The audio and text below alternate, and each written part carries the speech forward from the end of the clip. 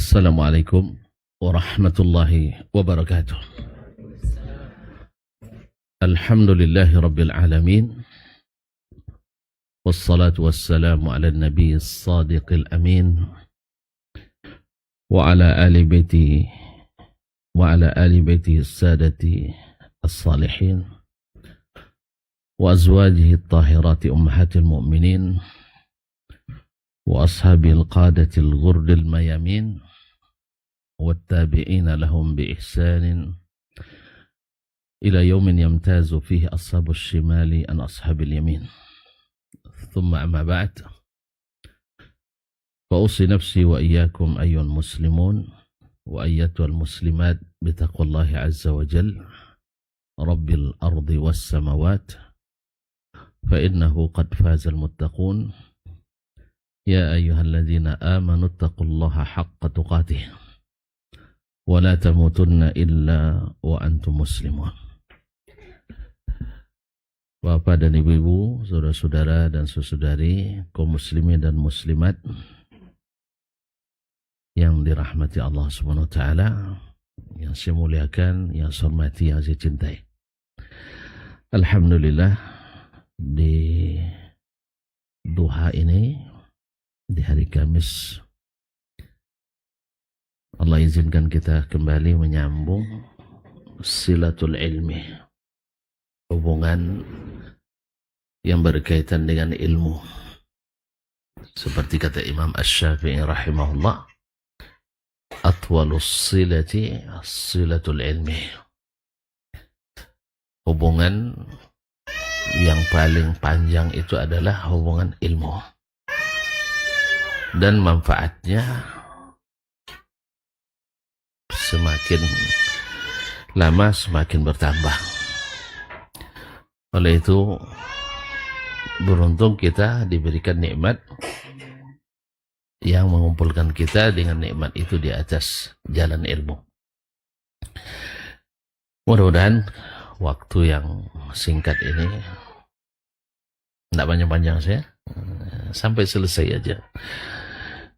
Di waktu yang singkat ini Allah berikan keberkahan, taufik, mudah kita memahami dan mudah pula kita menyelesaikannya. Bapak dan ibu kaum muslimin dan muslimat yang rahmati Allah, salawat dan salam kepada Nabi alaihi salatu wassalam, yang mudah-mudahan salawat dan salam membuat kita aman dan tentram, mendapatkan syafaatnya di padang mahsyar nanti, amin. Sebenarnya saya masih lanjutkan serial baru sekarang aku tahu, karena ilmu itu sifatnya seperti itu. Kata Imam Al-Muzani rahimahullah, saya membaca kitab Ar-Risalah guru saya Imam Asy-Syafi'i sejak 50 tahun, diulang sampai selesai, diulang terus. Dan setiap saya baca pasti ada yang baru yang tak saya dapatkan dalam bacaan sebelumnya. Jadi walaupun tema yang kita angkat itu saja, tapi pasti ada yang baru. Setidaknya harinya baru. Kan hari baru kan? Alhamdulillah. Dan setiap hari baru pasti ada catatan amal baru. Mudah-mudahan tidak ada yang sia-sia di majelis ilmu. Tapi ada permintaan dari panitia katanya tentang masalah keluarga. Keluarga memang banyak masalah. Ya kalau tidak ada masalah, tidak keluarga namanya. Tuan-tuan menyebutnya dengan bahtera. Sahih? Yang nama bahtera itu berjalannya di atas air. Yang berjalan di atas air, tidak ada yang tidak oleng. Kita aja berenang juga tidak datar, oleng juga kita. Kemudian Tuhan menyebutnya juga dengan rumah tangga. Rumah yang bertangga. Coba tengok kalau orang naik tangga. Sesak napas naik turun. Sahih? Masya Allah, ahlan wa sahlan Syekh. Kudu barak, dah sampai rumah Syekh. Alhamdulillah. Masya Allah, tabarakallah. Jadi orang naik tangga mesti badannya ndak stabil. Dan kadang-kadang juga ada terpeleset, jatuh. Kadang tersenggol orang yang tak boleh disenggol. Itulah rumah tangga. Jadi tidak salah orang tua kita bilang dulu, bahtera rumah tangga. Sudahlah rumah bertangga dibawa pula di atas bahtera. Nah, tentu semakin berat gelombangnya, semakin kuat olengnya. Jadi kalau cari rumah tangga yang tidak bermasalah, ini masalah baru. Ya, tidak ada rumah tangga yang tidak punya masalah. Tetapi ternyata rumah tangga itu atau berkeluarga itu adalah sesuatu yang luar biasa. Bahkan disebut dengan min ajaibi qudratillah, yaitu keajaiban kudrat Allah, kekuasaan Allah. Nabi mengatakan, ma ra'aitu a'jaba minan nikah. Atau kama qala sallallahu alaihi wasallam, saya tidak melihat sesuatu yang lebih ajaib dari nikah. Sebab yang dinikahkan itu orang yang sama sekali tidak ada hubungan. Sah? Yang dinikahkan orang lain dengan orang lain. Bahkan sesuku pun tidak boleh nikah, ya. Sesuku aja kita kadang tidak boleh nikah, ya. Iya, ya. Tapi saya nikah sesuku. Ada masalah? Alhamdulillah. Kalau dulu di kampung itu nikah sesuku, kena denda sembelih seekor kerbau. Tapi alhamdulillah, kami tanpa diminta pun sudah nyembelih 2 ekor kerbau. Alhamdulillah. Bukan karena bayar denda. Ya, mertua nak berlomba pula sama gitu. Di rumah saya pestanya nyembelih kerbau. Tidak mau kalah mertua saya, di rumahnya juga nyembelih kerbau. Awalnya dia mau pakai organ tunggal. Iya. Awalnya dia soalnya prinsip keadilan katanya. Prinsip keadilan. Karena dulu abang-abangnya, kakak-kakaknya nikah pakai organ. Lalu kita mau dikasih juga organ. Tapi kami alhamdulillah dengan izin Allah, kemudian kekokohan bertahan, kami sampaikan, tuan-tuan nak membahagiakan kami atau membahagiakan undangan. Ini bahasanya nanti disobui udah uang yongnya. Kan disobui deh uang. Paham ya? Nah, jadi bahan pembicaraan orang nanti. Macam orang mati aja kan itu kan, tidak ada bunyi-bunyian. Berarti tuan-tuan nak menyenangkan orang lain. Kalau begitu tidak apa-apa. Nanti kami setelah akad nikah kan sudah sah tuh. Kami minta izin pergi berbulan madu. Ya kita tinggal aja. Udah selesai perhelatan pulang kan? Sah. Nah, dapat gertaan seperti itu. Kadar juga mereka, alhamdulillah. Yalah, enggak apa-apa. Alhamdulillah sukses. Tapi kami sepakat tuh. Kalau memang itu dilakukan, kami lakukan pula. Biarlah kami tinggal aja lah.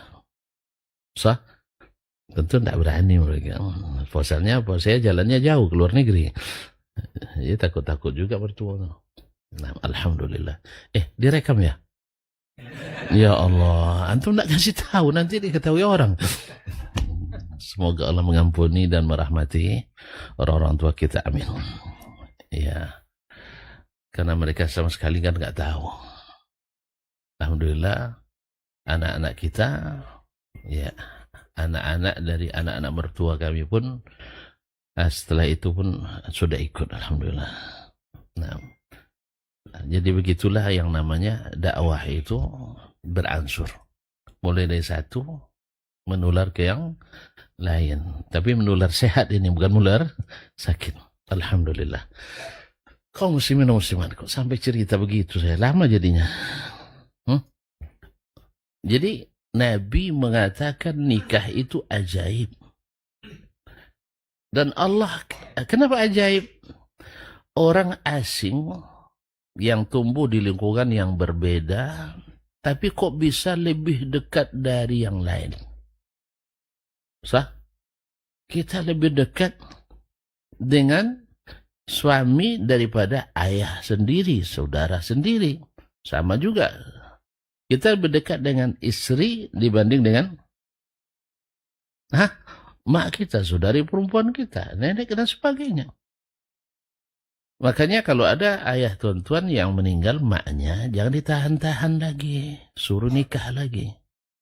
Karena walaupun anaknya ada, tapi dia tidak bisa buat yang dibuat oleh istri. Saya, ini banyak pula nih anak-anak menahan. Takut harta diambil katanya. Bagilah. Iya, sebelum dia nikah bagi. Karena ada warisan kan. Nah, ini banyak anak-anak yang menghalangi orang tuanya menikah lagi. Padahal dia nak nikah terus. Nah, orang tua dilarang menikah. Yang payahnya kadang juga orang-orang yang kadang-kadang ya agamis juga sedikit. Tapi kurang paham masalah ini. Jadi jangan biarkan mereka tanpa sahabat dekat. Nah, kalau justru kalau kita punya kemampuan dan mereka tidak, kita yang membantu. Sebagaimana mereka membantu kita ketika kita tidak punya kemampuan untuk menikah. Allah juga menyebut nikah itu sebagai ayat. Wa min ayatihi an khalaqa lakum min anfusikum azwaja. Di antara tanda-tanda kekuasaan Allah. Apa itu? Allah ciptakan dari jenis kalian sendiri pasangan-pasangan. Dan alhamdulillah secara fitrah Allah buat kita cenderung kepada lawan jenis. Zuyyina linnasi hubbus syahawati minan nisa. Diberikan kita nafsu syahwat kepada lawan jenis. Ini yang sehat. Jadi kalau ada yang menyukai sejenis, ini pasti sakit. Orang sakit tidak boleh dibiarkan, wajib diobati. Jangan dibuat pula aturan-aturan untuk melegalkan itu. Oh, itu fitrahnya enggak. Mana ada fitrah? Ya, mana ada fitrah yang cinan sama fitri? Kecuali fitrahnya laki-laki kan ada fitrah perempuan kan. Yang ada adalah apa namanya? Laki-laki ingin pada perempuan. Kalau tidak ada keinginan sama sekali juga sakit. Sakit. Tidak normal. Tidak ada hasrat sama sekali terhadap lawan jenis, berarti juga ada ketimpangan. Kaum muslimin, kaum muslimat dirahmati Allah Subhanahu wa taala. Nah, keinginan ini, hasrat ini yang membuat kita memiliki atau merasa membutuhkan. Nah, kalau kita membutuhkan, maka kita akan menjaga dan mempertahankan. Kita di lingkungan kerja, atau tidak usah lingkungan kerja, di pekerjaan kita masing-masing. Orang-orang petani pergi ke sawah dari pagi sampai sore. Senang nggak? Senang. Ya, saya kira juga berat. Berat pekerjaan itu. Cuman karena butuh. Tetap bertahan. Seorang PNS, pegawai, sering dibentak oleh kepalanya. Kadang ditugasi tugas-tugas yang bukan tupoksinya. Hati berontak, tapi tetap bertahan. Karena di situ ada kebutuhan. Demikian juga alat ini, rasa butuh ini Allah berikan pada setiap insan. Laki-laki maupun perempuan. Perempuan butuh laki-laki dan laki-laki butuh perempuan. Nah, cuman beda tingkat kebutuhannya. Mana lebih tinggi, kebutuhan laki-laki pada perempuan atau perempuan pada laki-laki? Laki-laki pada perempuan, ya. Kan oleh sebab itu, antum langsung tafsirannya ke sana, bikin marah-marah, mancing-mancing itu. Iya betul. Makanya perempuan itu dalam syariat kita tidak dibebani kerja apa-apa. Iya sih? Tidak dibebani cari nafkah, tidak dibebani kerja di luar rumah. Bahkan mohon maaf, sebagian mazhab, ini ibu-ibu sekarang paham betul itu. Ibu-ibu sekarang, ibu-ibu dulu tidak. Bahwasanya kerja masak, kerja mencuci, membersihkan rumah, itu bukan kewajiban istri katanya. Hafal betul mereka sekarang. Ya, hafal betul. Oke, saya setuju. Tapi ingat, Anda 24 jam harus siap. Sampai seperti kata Nabi SAW, tidak boleh puasa kalau suaminya ada, kecuali dengan izinnya. Ini enggak. Dekat sama suami, puasa banget ya. Kalau udah sering puasa terus, kadang bukan puasa saja, tapi tak ada rasa. Kawan, kelebihan, rasa. Ya bang ya. Laki-laki ini memang, sinyalnya cepat. Karena apa? Karena laki-laki itu di mata. Laki-laki itu banyak dosanya di mata. Makanya kalau nangis dapat musibah, nutup mata begini. Sahih? Dan sambil nutup mata tuh masih juga dibuka. Meninggal istrinya.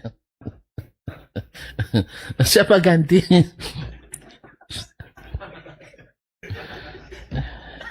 Oleh sebab itu makanya dalam rumah tangga perempuan punya fungsi luar biasa untuk mengurangi dosa mata bagi suami.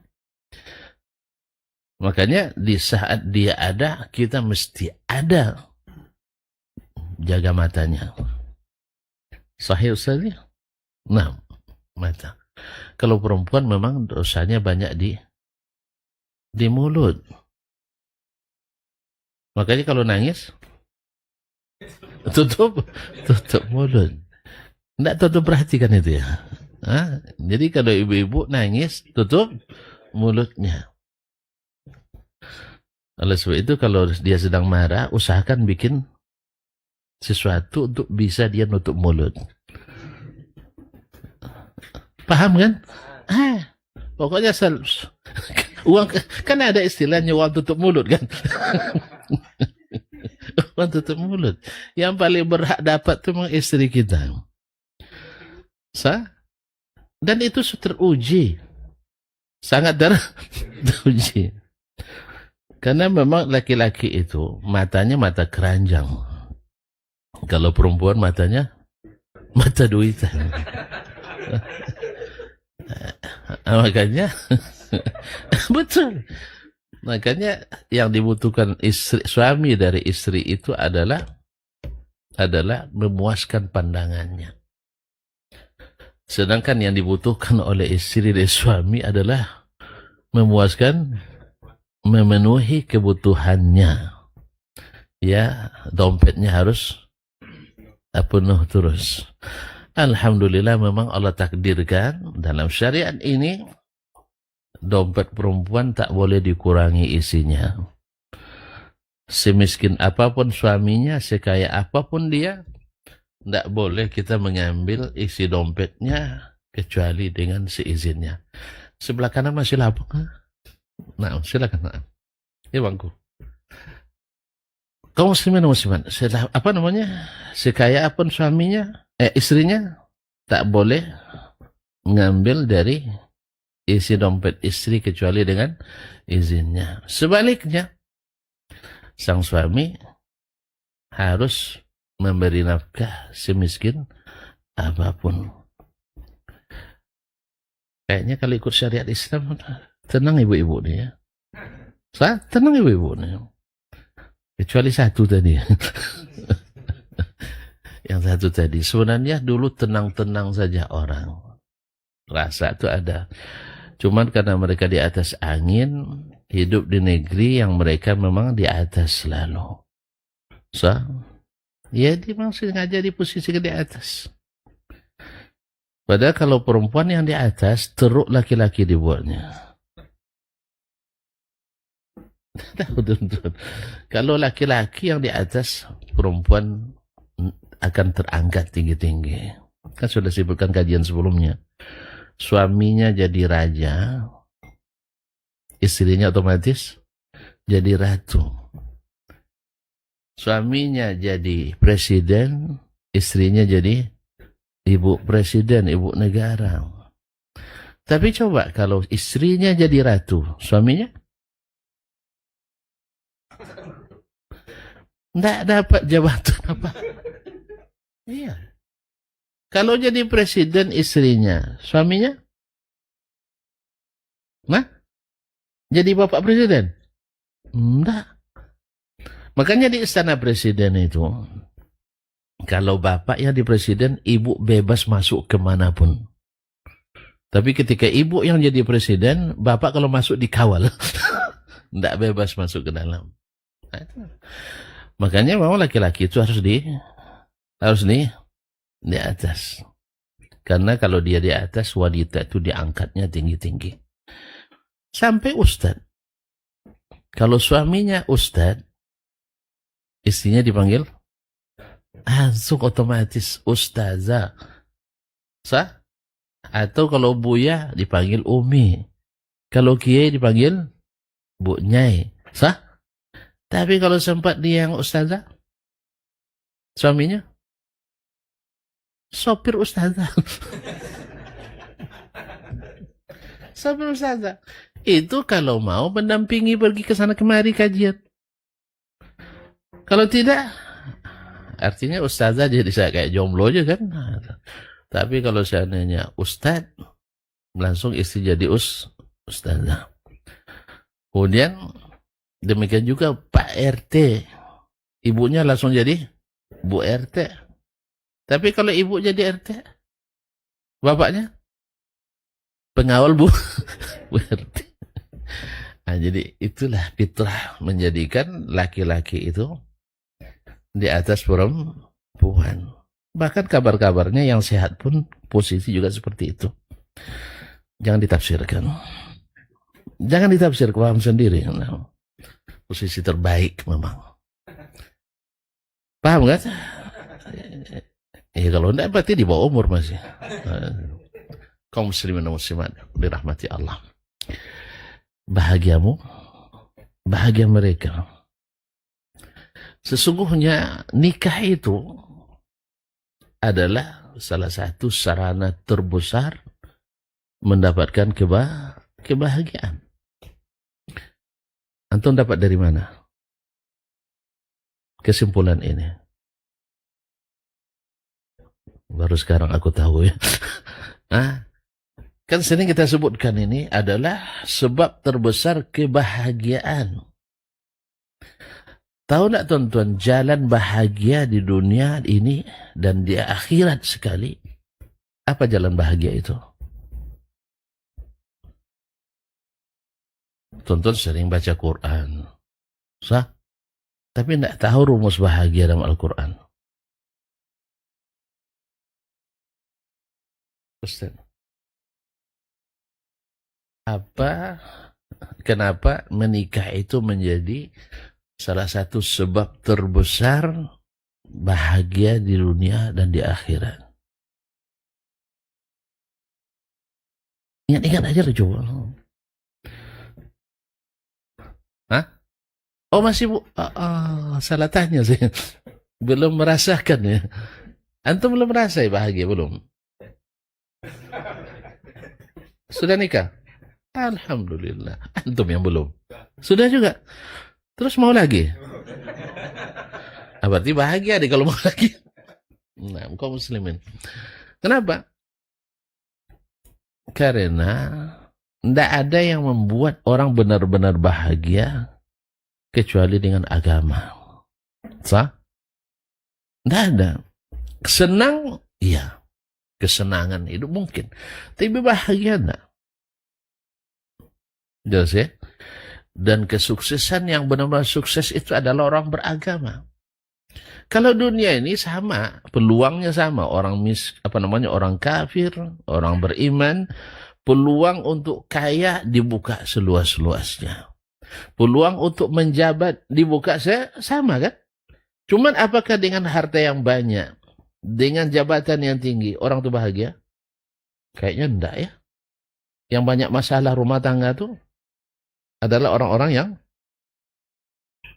jangan orang kaya lah bilang.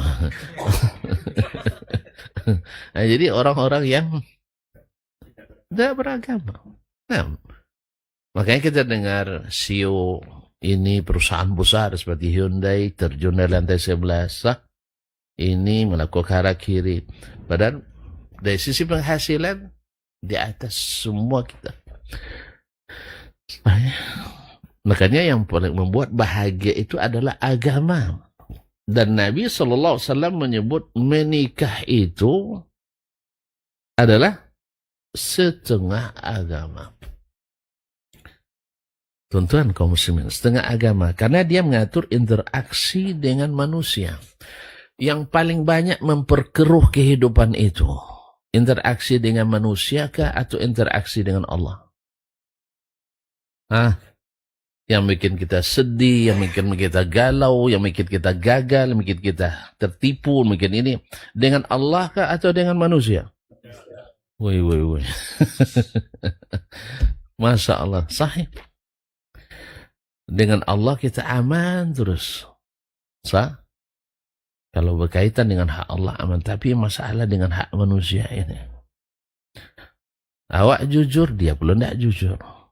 Ya. Sah? Awak ada sepakat. Kalau engkau marah dek, abang diam. Tapi kalau abang yang marah, tolong diam. Siap bang katanya. Ini malah bertamu nih. Nah, besok pas marah, biasanya mana yang duluan marah ya? Ingat betul lah, tonton. Mana lebih dulu, istri marah atau suami? Di sini. Nanti dengar di belakang. Ibu-ibu, mana yang paling peduluan marah? Hah? Bapak. Berarti perlu angket ini. Yang ibu-ibu bilang bapak yang lebih duluan marah. Yang bapak bilang kita hitung satu-satu lah. Udah menikah belum? Udah menikah? Berapa lama? 7 tahun. Pernah berkelahi?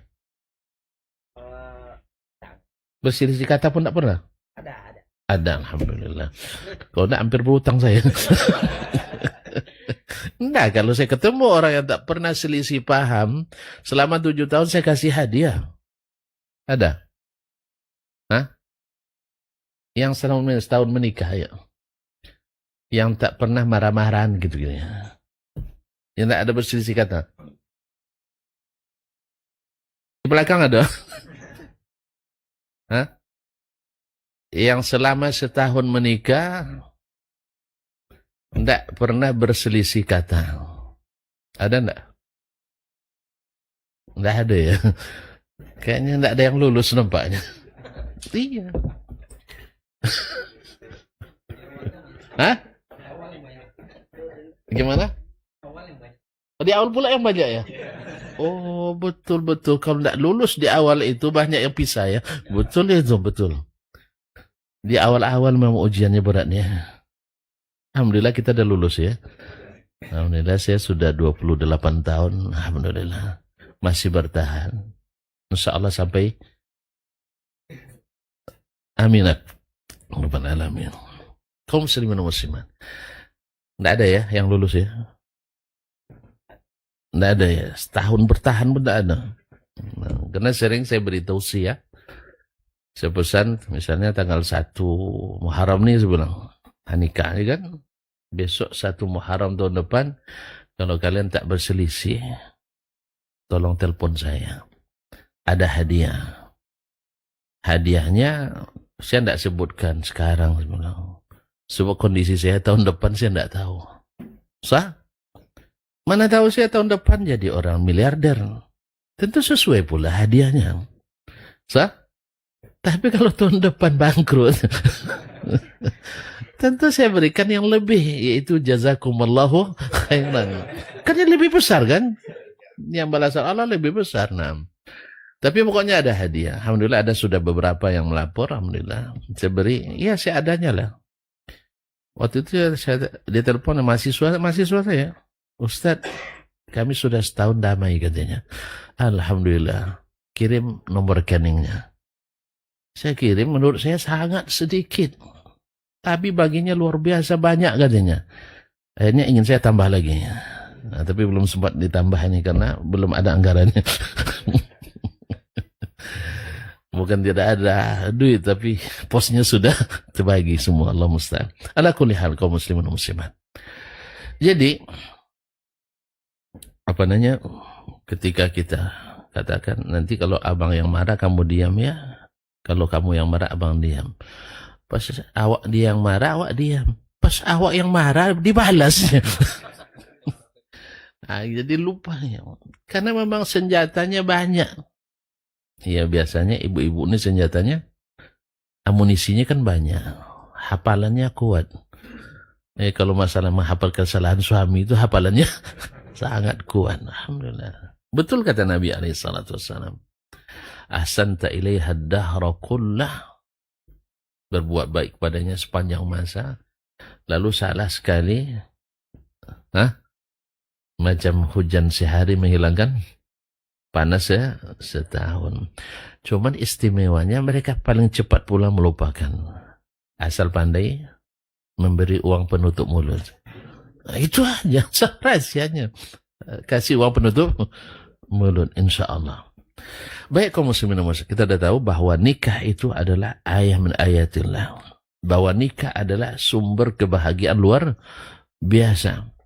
Karena dia adalah berkaitan dengan setengah agama. Falyattaqillah fin nisfil baqi. Kita tidaklah bertakwa pada Allah pada setengah yang lain. Nah, dengan manusia ternyata urusannya memang rumit. Tapi bukan tidak bisa. Ini beda, orang mengatakan bisa Ustaz tapi rumit. Enggak, dia rumit tapi bisa. Alhamdulillah Allah berikan terapi-terapi itu. Nah sekarang, bahagiamu, bahagia mereka. Kita menikah itu pasti ingin bahagia. Saya ketika baru menikah, dapat nasihat berharga dari petinggi kampus kami di Madinah waktu itu. Sekretaris kantor rektor. Ya, saya sudah kenal dengan beliau sejak beliau masih kepala kantor kepada dekan kami di kelas hadis. Pas saya dipanggilnya, Desman, kamu nikah? Iya. Tentu nanya, gimana? Gimana istrimu? Alhamdulillah seperti yang saya doakan. Kan masih baru kan? Kan masih baru seperti yang ada dalam doa. Kan masih ingat doa kemarin? Ya Allah, pasti istri yang salihah, cantik, tidak masalah asal kaya. Kan sederhana permintaannya kan? Bagi Allah itu sangat sederhana. Cantik, tidak masalah asal kaya. Tapi syarat utamanya salihah. Waktu itu cuman udah gunakan bahasa mufrad pula. Satu gitu. Nggak, doanya nggak banyak gitu. Doanya nggak banyak, alhamdulillah. Jadi beri istri yang salihah, cantik, nggak masalah asal Lalu dia bilang, ini nasihat dari datuk saya dulu untuk saya ketika baru nikah. Mudah-mudahan saya sampaikan bermanfaat pula bagimu. Dan sekarang saya sampai pula mudah-mudahan bermanfaat bagi tuan-tuan dan puan-puan. Cuman karena kami sama laki-laki, tentu nasihatnya untuk laki-laki. Dia bilang, setiap laki-laki akan menikah, dia membayangkan akan menikahi seorang wanita bidadari surga. Kalau sudah bidadari surga pasti bahagia saja. Kerlingannya saja kalau sempat sampai ke dunia terbakar semuanya di sini. Sah? Kalau dia meludah ke bumi ini, manis 5 samudra. Sah? Ini kata Nabi SAW dalam hadis Ibn Abbas. Andainya wanita minal huril ain meludah ke dunia ini, manis seluruh samudra. Ini bagai yang penyakit gula, dia risau-risau pula dia. Nanti di surga kena diabetes lagi. Jangan risau. Di surga itu tidak ada WC. Di surga tidak ada toilet. Jadi tidak ada toilet. Paham kalau tidak ada toilet? Apa itu? Tidak ada kotoran lagi. Semuanya jadi gizi. Oleh sebab itu kita nggak tua-tua. Karena semuanya jadi gizi. Kalau sekarang kan banyak sampahnya. Sehingga cepat tua. Tambah lagi pusing ya. Jadi kalau di sana enggak. Di sini istri di dunia atau suami di dunia satu orang bikin pusing kan. Ada yang sambil mijit-mijit suami atau mijit istri. Dulu sebelum menikah siapa yang mijitin katanya? Oh dulu sebelum nikah enggak pernah pusing katanya. Baru setelah nikah dengan kamu ini saya jadi pusing. Allah Ustaz. Di sana tidak. Cemburu pun tidak ada. Jadi ibu nanti kalau masuk surga tidak usah risau. Ini banyak pula bini suami saya nanti. Tidak ada cemburu lagi. Semua sifat-sifat itu dihapus. Ustaz, tidak ada tanggal merah juga Ustaz. Cuti nggak ada. Cuti juga tidak? Tidak ada. Alhamdulillah. Semuanya, pokoknya tidak ada haid nifas, tidak ada ini. Semuanya nikmat. Ingin masuk? Nah, ini pintunya nikah salah satunya. Nah, kaum muslimin dan muslimat dirahmati Allah. Jadi kita menikah itu pasti ingin mendapatkan bahagia. Bisa? Demikian juga perempuan.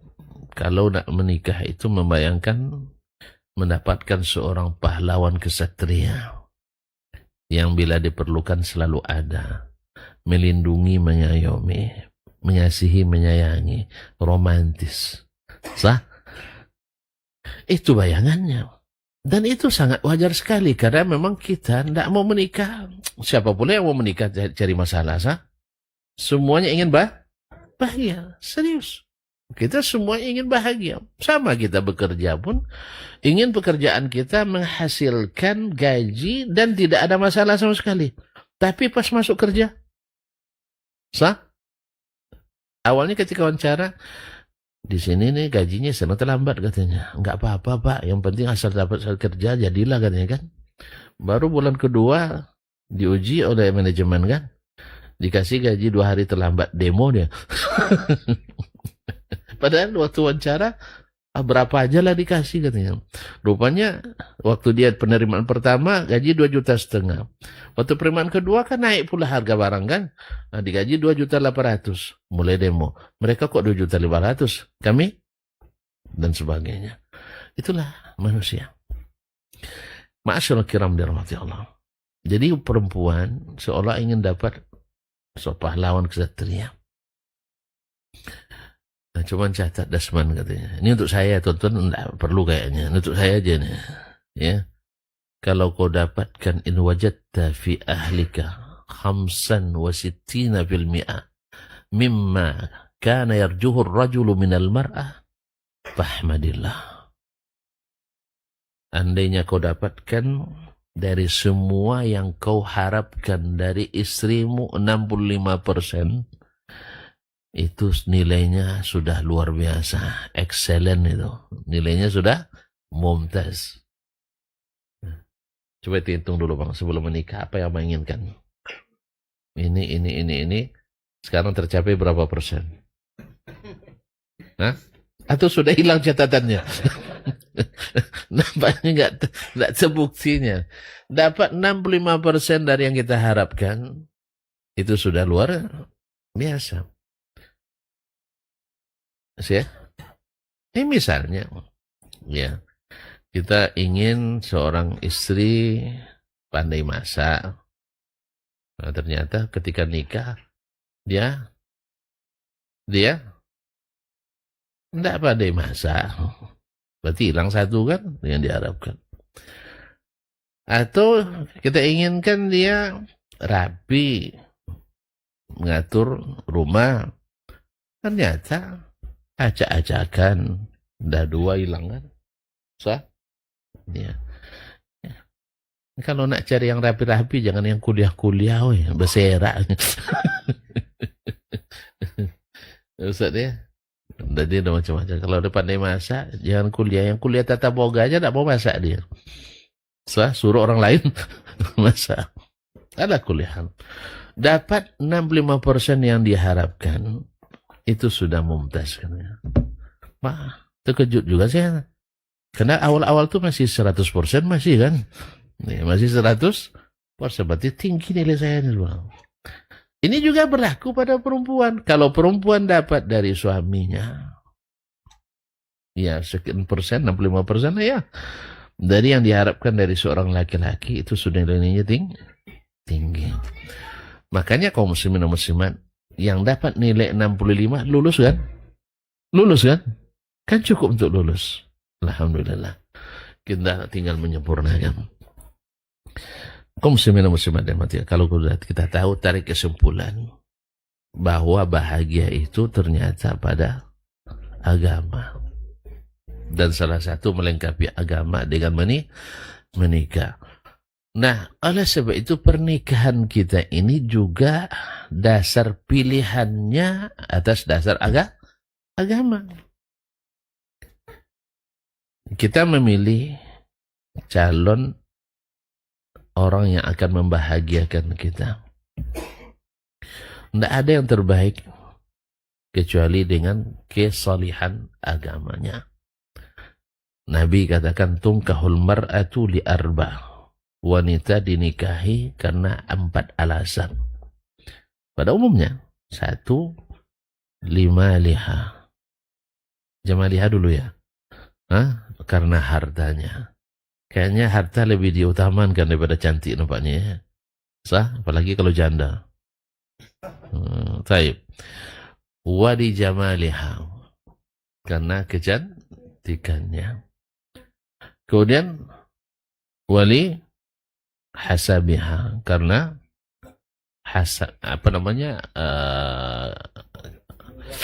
status sosialnya ya, status sosialnya.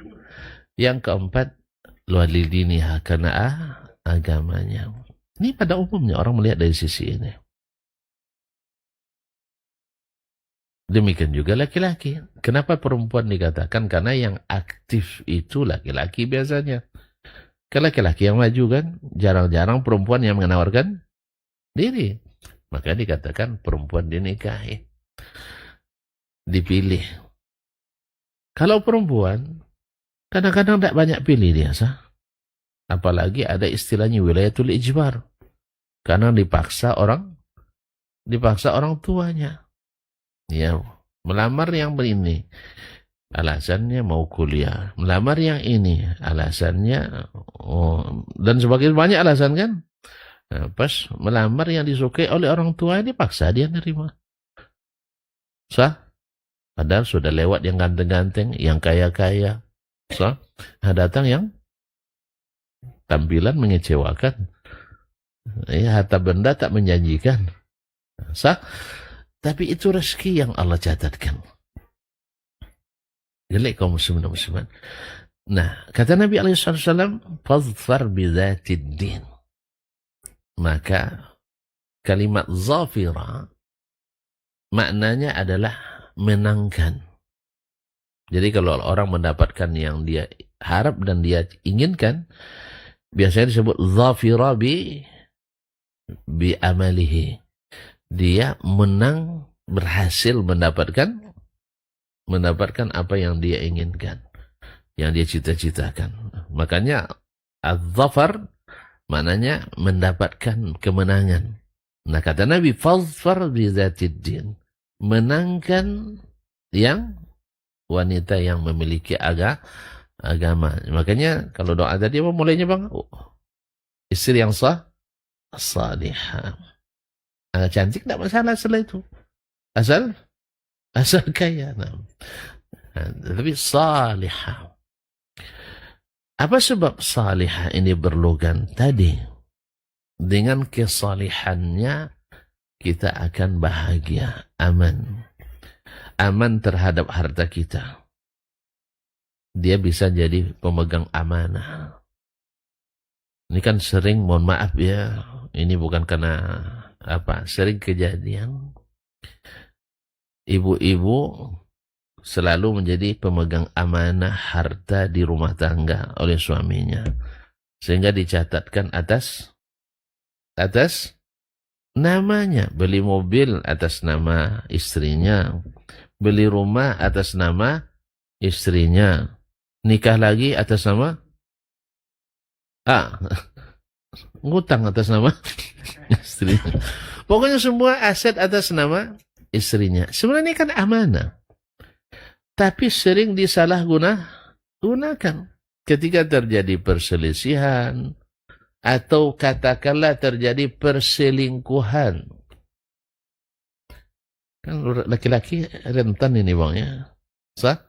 Rentan berselingkuh. Perempuan ya juga. Jarangnya. Kan salihah tadi bang. Kan ya salihah kan. Kalau laki-laki walaupun dia tidak saleh tapi ingin juga dapat istri salihah. Karena dia tahu bagaimana bahagianya dapat istri yang salihah. Rumah diamanahkan kepadanya. Tidak akan masuk orang yang tanpa izin. Kalau dia salihah. Untuk ibadahnya kita ringan. Karena tanggung jawab kita mengingatkan semakin ringan. Karena dia sendiri, bahkan kadang-kadang dia mengingatkan suaminya. Bang dah sholat, bang dah puasa, bang sudah zakat, dan sebagainya. Bang sudah membantu orang tua, dan sebagainya. Kalau dia salihah. Tapi kalau tidak salihah, semua jadi masalah. Bantu orang tua, masalah. Bantu fakir miskin, masalah. Bantu janda lebih masalah lagi. Iya, padahal bantu janda seperti jihad kan? Iya. Tapi Allah musta'an. Nah, jadi kaum muslimin dan muslimah dirahmati Allah SWT. Tapi kalau dapat salihah, beragama, pasfar bizatid din. Ini orang yang bahagia. Nah, bahagia yang didapat dengan agama ini, inilah yang akan dinikmati oleh generasi selanjutnya. Sebab tidak mungkin memberikan kebahagiaan kecuali orang yang memang berbahagia. Faqidus syai'i la yu'ti. Orang yang tak bahagia tak mungkin membahagiakan orang. Paham tuan-tuan? Orang berduit tapi dia tidak bahagia dengan uangnya. Tak akan bisa memberi bahagia kepada orang lain dengan uangnya. Untuk dirinya saja dia tidak menikmati, kedekut. Pernah tuan-tuan dengar orang kaya, trokonya puluhan pintu, maka ratusan mungkin ya, anggaplah puluhan. Tapi makan tidak pernah berhidang. Rasi ramas terus. Kira-kira kalau kita sering tidak dia ngundang orang makan tuh? Hah? Kalau ngundang pun dibatasinya. Ahmad ada cerita dia. Nah, dia bawanya makan ayam penyet kan. Yang undang makan lelenya. Kawan makan ayam. Mak, dan lele wah ayam lo makannya. Ini orang berduit, bukan orang biasa. Dia sendiri tidak bahagia dengan kekayaannya. Mungkin tak membagi kebahagiaan pada orang lain? Tak mungkin kan? Tak mungkin, tak usah diharapkan. Barangkali tonton bisa terbayang nama-namanya itu ya. Ada saking kikirnya, kedekutnya, saking berhematnya, sedang makan siang, dia mau makan, ramas tuh kan, teringat untuk makan malam. Nah, di garis tuh, di piring tuh. Habis setengah, panggil pelayan, bungkusan katanya. Disuruh bungkus. Ikat telur tadi dibagi 2. Jadi pelayan bilang, nanya, untuk apa ini? Untuk apa Pak? Dibilang untuk makan malam, segan karena dia orang berduit kan. Dibilang untuk anjing katanya. Untuk anjing. Itu asal berdusta. Hanya karena untuk anjing, oleh pelayan ditambah dengan sisa-sisa makanan yang lain.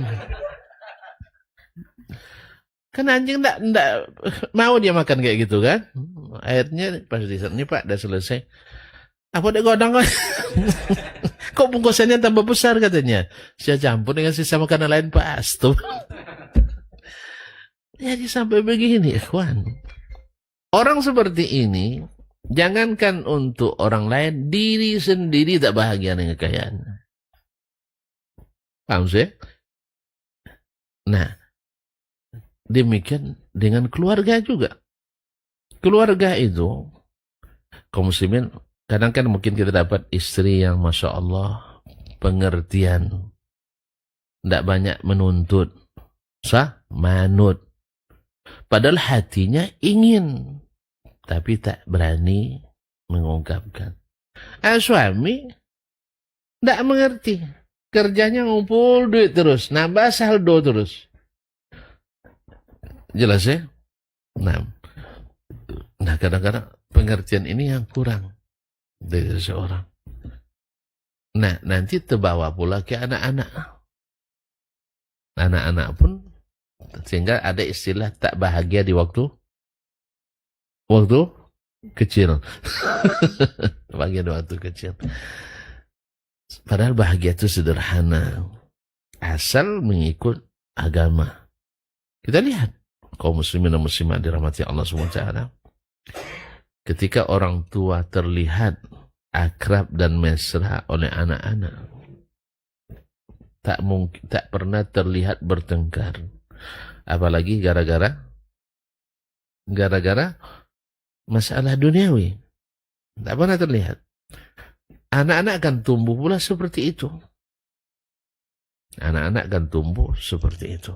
Tapi kalau rumah yang dihiasi dengan pertengkaran, dan ingat seluruh pertengkaran akibat keluar dari konsep keimanan, konsep agama.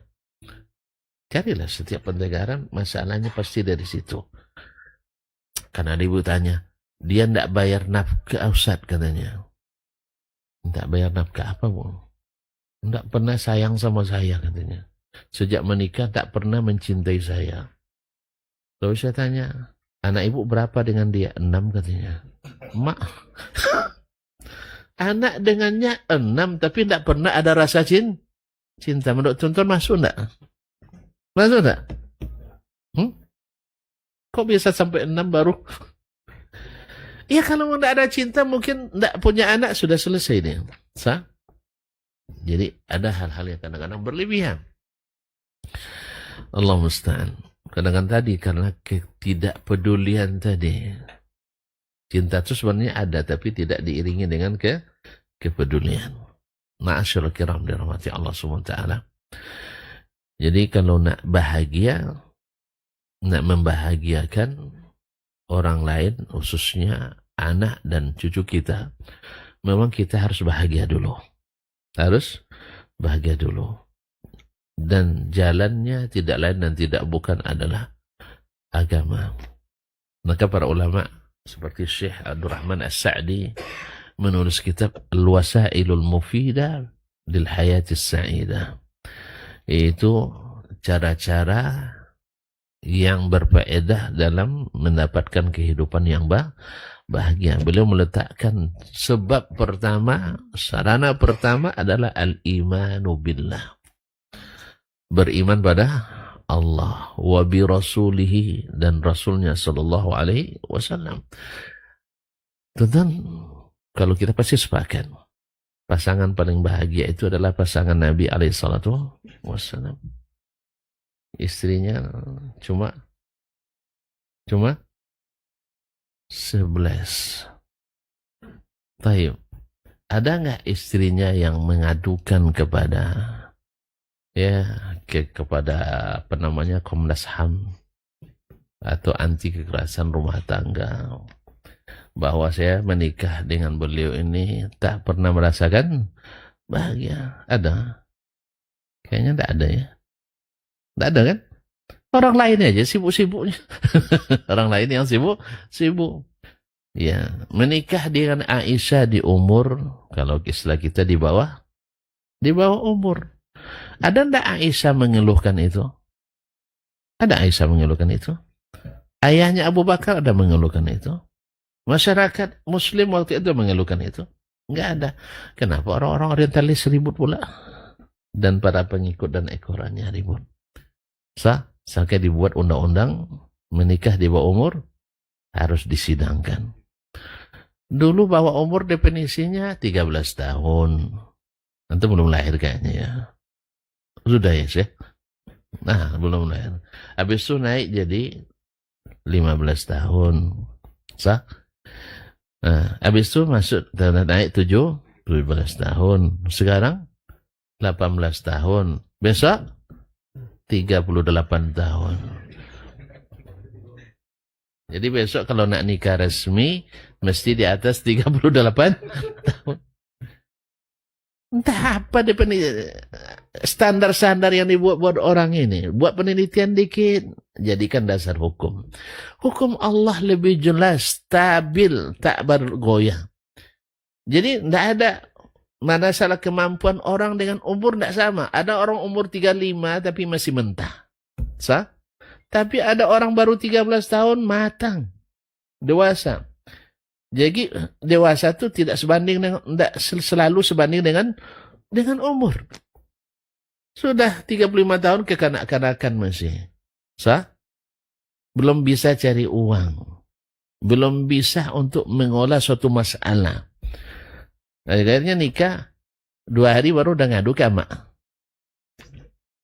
Masa iya antum sudah kuliah, ada sarjana bang, menikah, sarjana kisah nyata ini, yang ceritakan keluarga saya sendiri menceritakannya.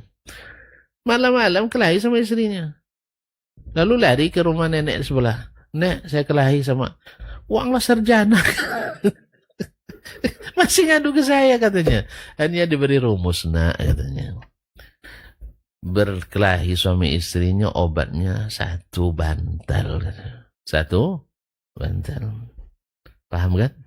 Kalau tidak paham, tema berikutnya. Ya, soal waktu udah lewat nih ya. Cuman mulainya lewat juga tadi kan.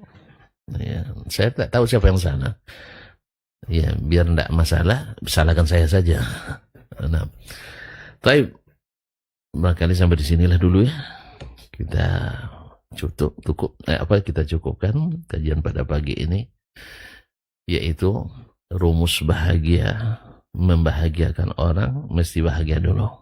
Jalannya adalah jalan agama, dan sebesar-besar jalan agama adalah dengan melakukan pernikahan. Dan pernikahan itu tidak ada yang tidak ada masalah. Tetapi masalah itu seperti garam dalam kehidupan. Garam terlalu banyak, kalau keasinan tambah kuahnya. Paham kan? Tambahin kuahnya. Itu bisa menormalkan rasa kembali. Paham ya? Kan menambah kuah itu kan banyak. Tadi ada uang tutup mulut tadi. Paham lah. Nah, kalau tidak bisa, senangkan dengan perangai yang baik. Karena kadang perangai yang baik itu lebih berharga dari sekedar materi. Subhanallah.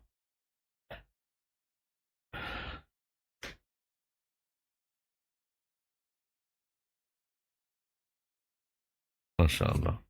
Pertanyaan bagus. Assalamualaikum. Waalaikumsalam warahmatullahi wabarakatuh.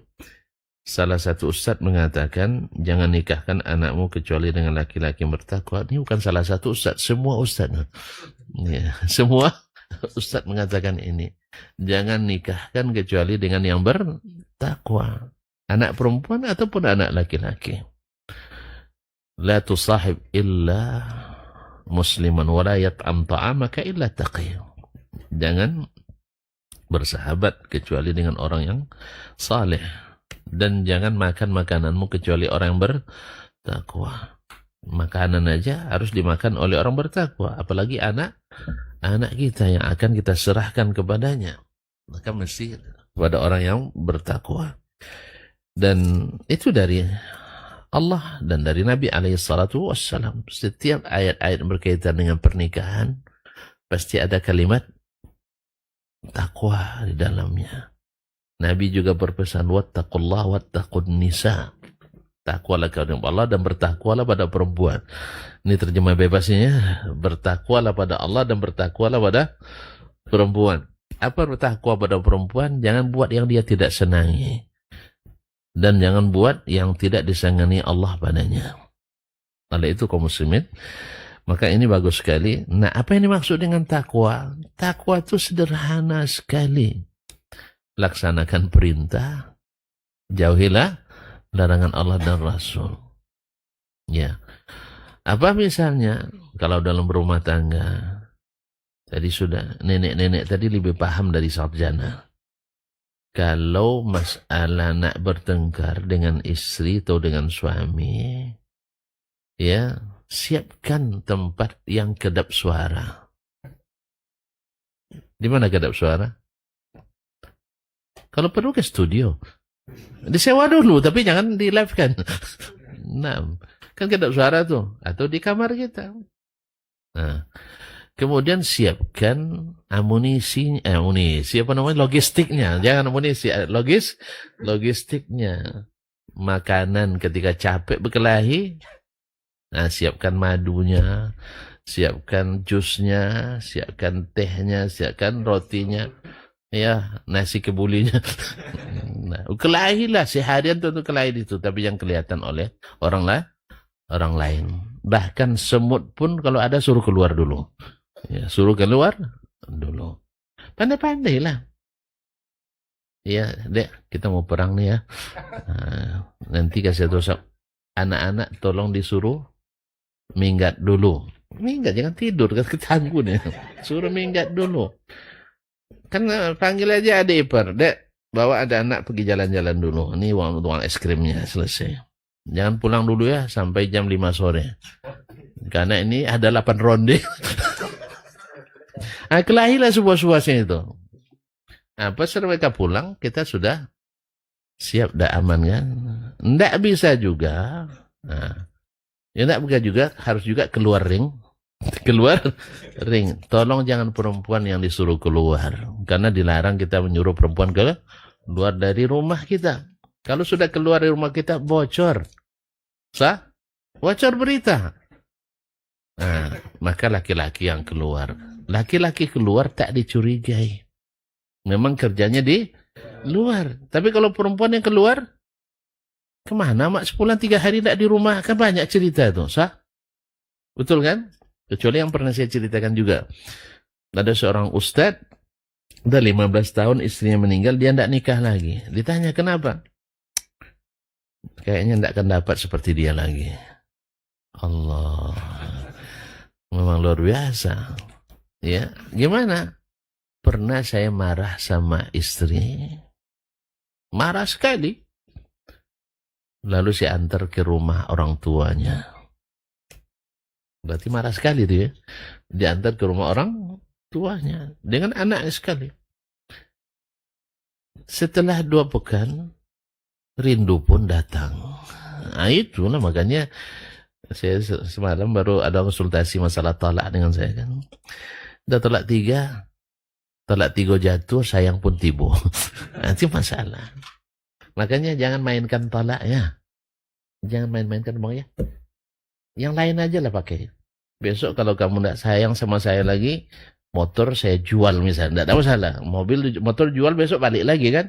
Tapi kalau istri dijual, ditolak, payah baliknya. Nah itu masalahnya. Jadi tolak jangan main-main. Itu yang kadang tuh. Ya tolak tiga jatuh, sayang pun tibo. Atau boleh bayan si Ustaz. Apa itu boleh ke pengadilan agama itulah. Lah kompilasi hukum Islam apa ibu dia nama situ.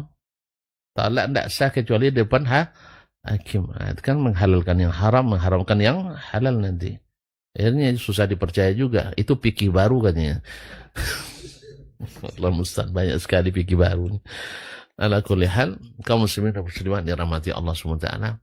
Jadi jangan sampai diantar ke rumah orang tuanya 2 pekan mulai rindu.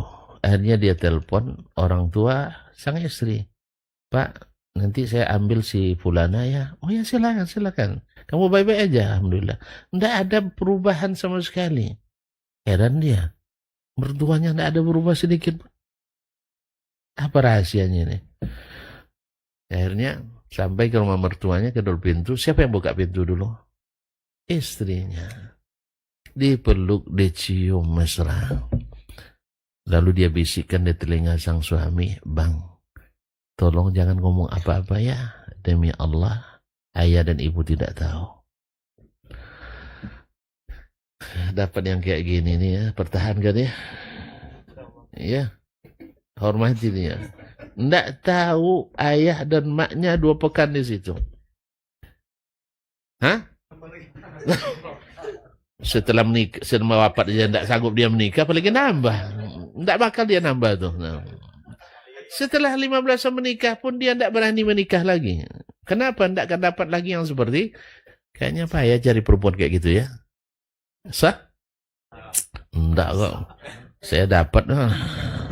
Alhamdulillah rahasia rumah tangga saya tidak pernah sampai ke mertua saya, tidak pernah sampai ke mak saya.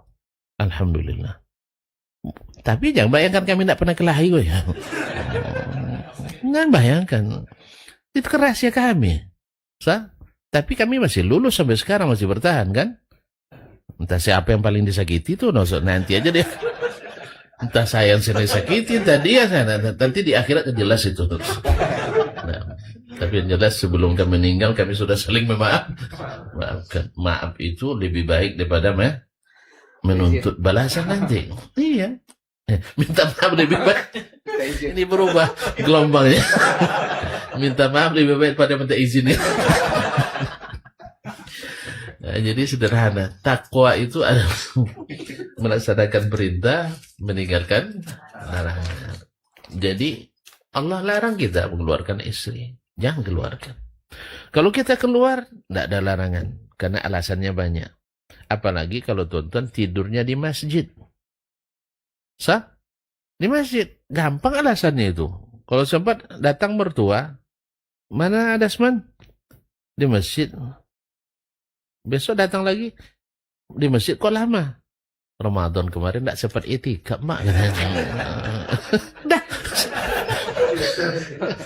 Kan itikaf kan tinggal di masjid kan? Di qadha. Aman jawabannya kan? Dan itu ambil dari Ali bin Abi Thalib ketika dia kelahi sama putri Nabi alaihissalatu wassalam. Orang soleh berkelahi juga rupanya ya.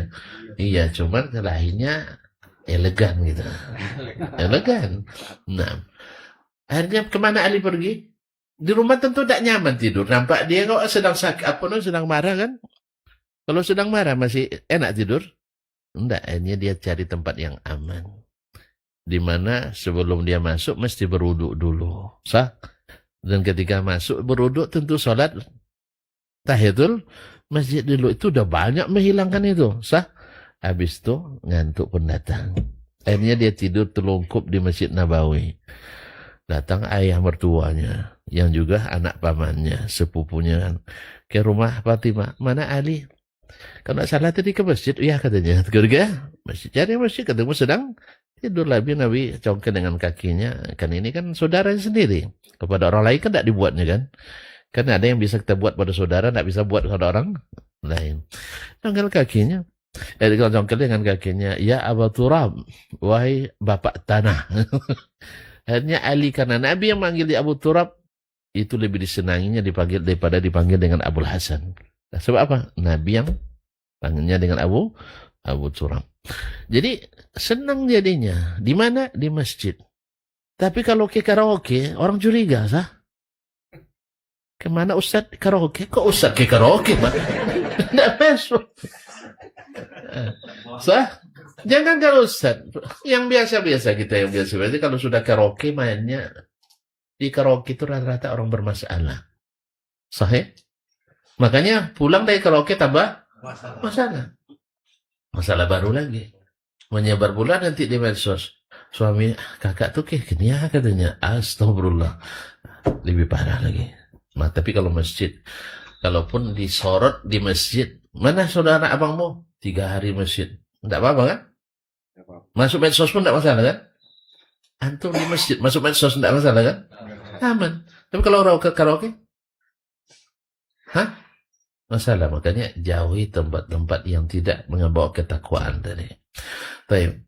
Dah terjawab ya? Nah, ini pertanyaan lagi. Saya jawab panjang tuh salahnya. Assalamualaikum. Waalaikumsalam warahmatullahi wabarakatuh. Kami mendapati masih banyak para suami yang meminta istri ikut bekerja, mencari nafkah untuk membantu biaya rumah tangga. Mohon nasihat untuk para suami itu, Ustaz. Ini nyinggung saya nampaknya. Alhamdulillah. Istri pernah juga ada kata istilahnya nak bekerja katanya. Orang bergaji, awak tak bergaji. Awak sarjana pula kan. Ya waktu kuliah enggak juga apa, sering juara-juara nih. Saya justru ingin berhenti bekerja sebelum. Saya lebih senang kerja rumah. Ya nyapu, nyuci, masak. Apa sebab? Ngantuk bisa langsung tidur. Sah? Capek bisa langsung duduk. Tapi kalau dikerja dengan orang enggak bisa sembarangan kan? Enggak. Gimana? Umi nak kerja, tapi dengan syarat gaji lebih besar dari saya. Gajinya penghasilannya lebih besar dari saya. Rupanya enggak bisa dia. Nah, kalau gitu nikmati aja apa yang ada semua. Nikmati apa yang ada. Alhamdulillah. Mau tahu gaji saya? Iya, tapi kalau kurang nanti janji nambah. Tapi kalau lebih, enggak ada cerita. Nah, wallah musta'an. Jadi, sekali lagi, kaum muslimin dan muslimat dirahmati Allah, saya selalu menasihati, khususnya yang baru-baru, buktikan Anda itu laki-laki. Laki-laki itu, dia yang menafkahi keluarganya, istrinya. Oh, tidak ada kerja. Sebenarnya bukan tidak ada kerja. Kerja itu banyak. Yang tidak ada itu pitinya. Kalau kerja tidak ada, kurang kerja. Itu tanah-tanah kosong banyak minta digarap. Sahih? Ada tanah kosong banyak tuh. Nak disewa atau dipinjam dan sebagainya. Tanami. Minimal untuk beli sayur sudah. Tidak perlu mengeluarkan uang lagi. Sah? Atau sawah tanami, ya minimal kalau sawah bisalah, misal setengah tahun kita tidak beli beras dan sebagainya dan sebagainya. Cuman masalahnya kita kuliah untuk bekerja sesuai dengan ijazah. Tiap masalahnya tidak ada kerja, tidak ada kerja. Ini yang konsep kerja ini bagi kita yang jadi masalah, bahwa harus kerja di ruang ber-AC. Gaji besar. Tentu yang begini banyak yang mencarinya. Terjadi kompetisi yang besar pula. Kadang-kadang kompetisi tidak sehat. Jadi sebenarnya bukan masalah kerja tidak ada, duitnya ada yang nggak ada. Saya dulu sebelum pulang mau tamat S3, saya telepon senior saya, kalau pulang kan saya ada kojo cuy. Iya, sebab di sana ada 3 tawaran untuk bekerja. Tahu nggak tuan? Mau tahu juga? Kepo sekali. Salah satunya jadi sopir. Iya kan, jadi sopir kan lumayan. Nah. Iya, kalau jadi sopir ya lumayan, gajinya sekitar 2,5 waktu itu kan. Karena awak kan S3 kan. 2,5 lumayan lah kali apa.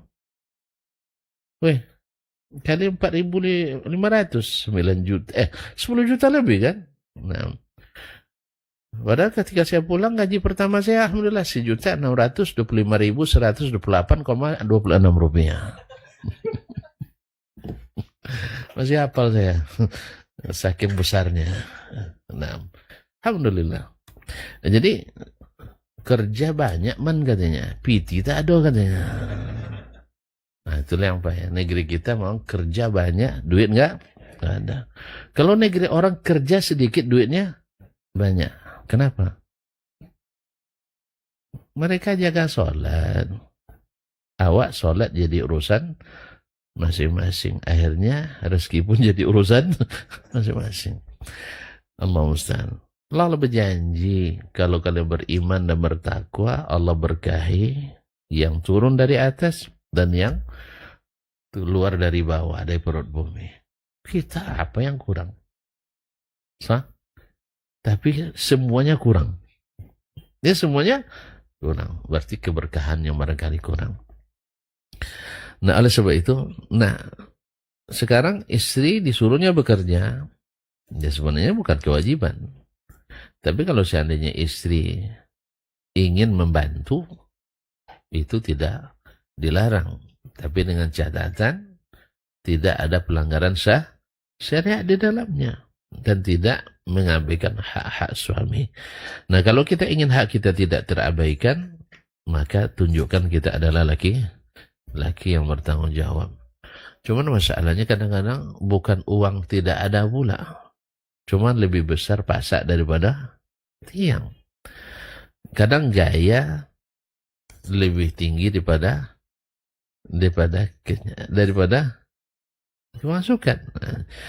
Nah, kalau demikian, jangan bergaya dulu sampai kita diberikan ke lapangan. Insya Allah nanti asal naik pendapatan, otomatis pengeluaran akan naik. Makanya buktinya orang naik pangkat, utang tambah juga. Utang tambah. Saya tengok, tanya lah yang namanya PNS itu banyak yang SK-nya disekolahkan lagi. Dia sekolah udah tamat S3 itu tidak bisa sekolah lagi kan. Akhirnya yang disekolahkan SK-nya. Ya, kalau tidak dengan cara itu, entah kapan punya rumah, entah kapan punya mobil, entah kapan punya. Dan semua itu sebenarnya kan adalah lebih kepada aksesoris. Rumah wajib kita miliki, secara syar'i tidak wajib. Yang wajib itu adalah ada rumah yang ditempati, disewa, dikontrak, dipinjam, atau terima wakaf, atau terima warisan. Tapi kalau dapat, memang kalau bisa, memang kita yang memiliki sendiri. Baik. Sekira sudah terjawab ya. Jadi kalau seandainya suami tidak punya hak untuk memaksa, tapi kalau istri punya hak untuk membantu, kalau dia mau. Dan kalau dia tidak mau, maka kewajiban suami untuk melakukan. Assalamualaikum warahmatullahi wabarakatuh. Apakah boleh meminta cerai dengan alasan suaminya pelit? Janganlah cerai. Ambil aja tanpa sepengetahuannya. Ini kan ada kasusnya. Hindun, istri Abu Sufyan, mengadu ke Nabi. Abu Sufyan, ya Rasulullah, ngasih nafkah tidak cukup. Tentu maksudnya sesuai dengan penghasilannya. Dia kan saudagar. Sahih? Dia saudagar, kasih 2 juta sepekan dikit. Tapi kalau yang kita umum-umum nih, 2,5 juta sebulan sudah lumayan. Sahih? Enggak, jadi tidak cukup. Boleh tidak saya mengambil tanpa izin dia? Kalau minta izin, tadilah. Lebih baik minta maaf daripada minta. Berlaku juga bagi perempuan nampaknya. Nah, jadi minta maaf daripada minta izin. Tidak dapat. Kata Nabi, ambil secukupnya. Ambil secukupnya. Jangan langsung minta cerai aja. Yang kedua, ini juga PR pekerjaan rumah bagi sang istri. Bagaimana menjadikan suami yang pelit ini menjadi suami yang pemurah. Gimana ya? Saya tidak perempuan pula, jadi tidak tahu sih. Tapi pandai-pandailah. Kadang-kadang dengan kiat tertentu bisa membuat orang tersentuh. Dan kiat tertentu bikin orang tersentuh. Oleh itu kaum muslimin dan muslimat yang mati Allah, minta tolong kepada Allah SWT, doakan. Karena itu salah satu doa yang diajarkan Nabi. Allahumma inni a'udzubika minal hammi wal hazan. Wa a'udzubika minal ajzi wal kasal. Wa minal jubni wal bukhl. Wa min ghalabatid daini wa qaharir rijal. Banyak mintakan. Karena memang kalau tidak Allah yang hapus rasa kikir dari diri kita itu, susah memang.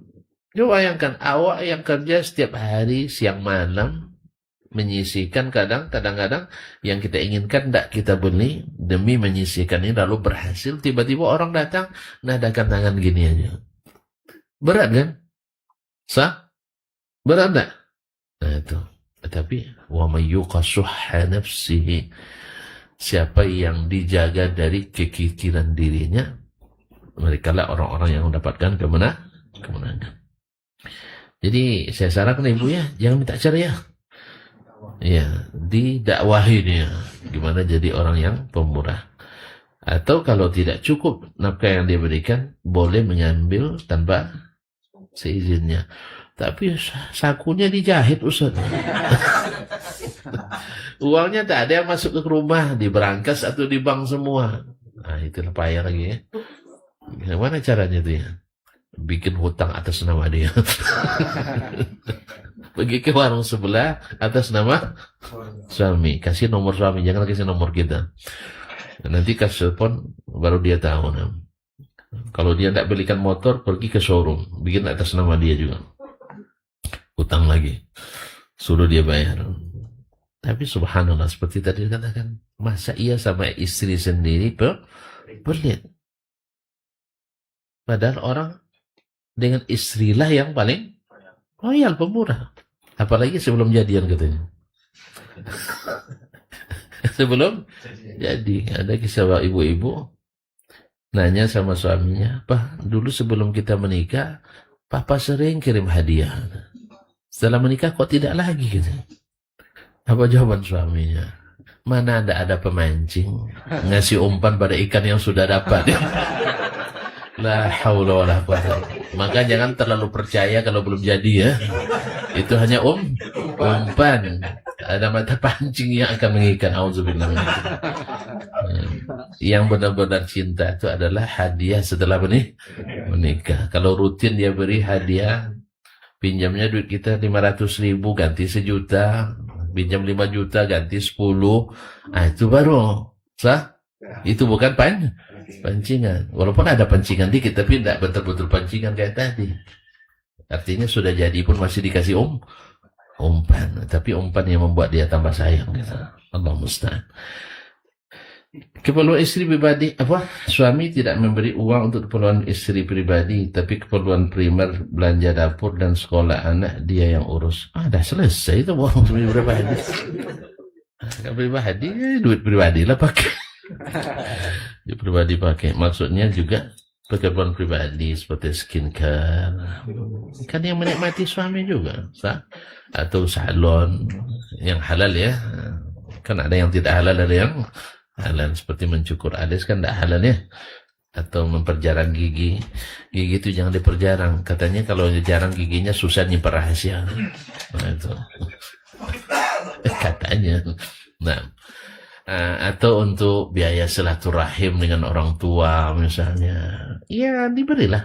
Nah tapi kalau dia tidak berikan, maka doakan seperti tadi, jangan minta cerai ya.